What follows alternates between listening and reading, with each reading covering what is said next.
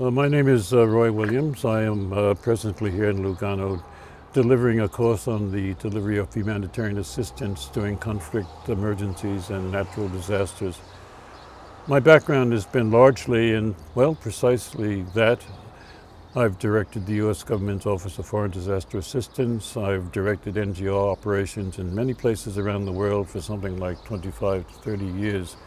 And I've learned a great deal from those experiences. And I think my presence here is based upon the assumption of responsibility for passing on something of what I've learned to others who are going to be carrying on this work in an increasingly complicated world.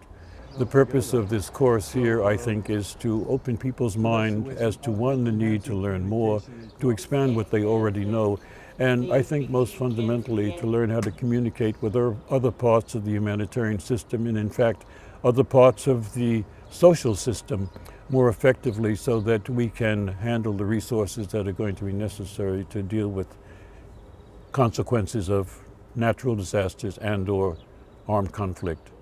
We have covered or will be covering issues related to resource allocation, issues related to planning for disaster response, the very nature of the humanitarian system in the sense that it is composed of many elements from very small non-governmental organizations, 2 or 3 people at the most, to organizations with 2,000 or 3,000 people.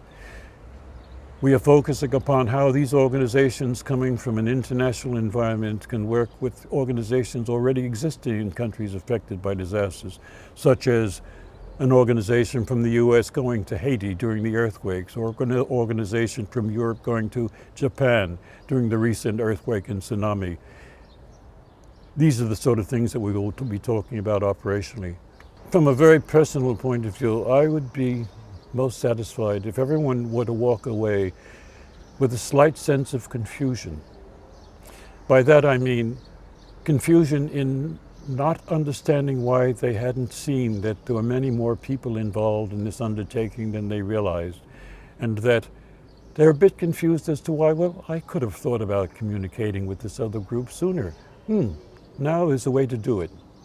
If they walk away with feeling that outreach is critical to managing response given the scope of the disasters we are dealing with presently and can reasonably be expected to face, if they can walk away with the conviction that, well, we have the resources, we just have to learn how to use them better, that would be the takeaway I'd be most satisfied with. The whole program has the advantage, I think, in bringing people into this one location from many different places around the world. And propagation of ideas, to put it that way, is critical to achieving success in organizing a response which is more coherent. And a program like this also has the advantage of not only bringing people from different locations, but different endeavors, if you will. We have people from the business world, we have people from the military, we have people who are academics, we have people who are basically field operators. Typically communities which are not in the habit of communicating with each other or among each other.